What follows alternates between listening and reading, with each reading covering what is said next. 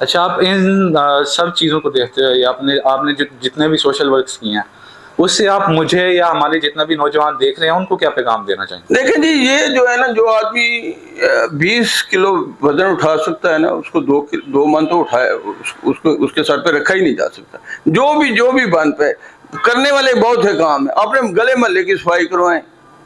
اور سب سے زیادہ میرا پیغام what ever I am looking for, young لوگوں کو سارے کام یہ سیاست چھوڑیں، یہ سیاست میں کم دلچسپی لیں، اپنی تعلیم پہ توجہ دیں۔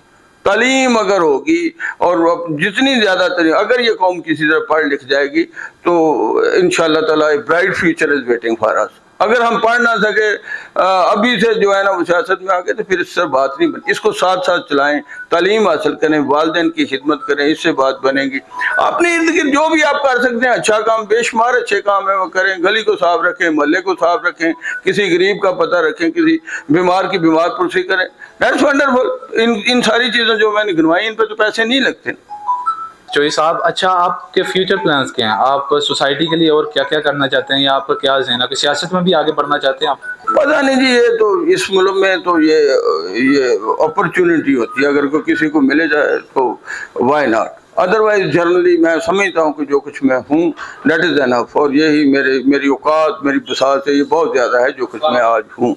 اور میں اب فیوچر کیا ہے یہ تو اللہ کو ہی پتہ ہے، اور میں اب ویسے بھی آخری عمر میں اب کیا ہم نے کرنا ہے، وہ جو بھی ہم کر رہے ہیں انشاءاللہ تعالیٰ ان کو کوشش کریں گے بہتر سے بہتر کریں، اور جو بھی کر سکے ضرور کریں گے انشاءاللہ تعالیٰ۔ بڑے پلان ہیں ذہن میں، بڑی زرخیز مائنڈڈ میں آدمی ہوں، وہ کچھ اس میں وسائل آڑے آتے ہیں، کچھ ظاہر ہے اختیارات آڑے آتے ہیں، لیکن جو بھی ہم کر سکے ضرور کریں گے انشاءاللہ۔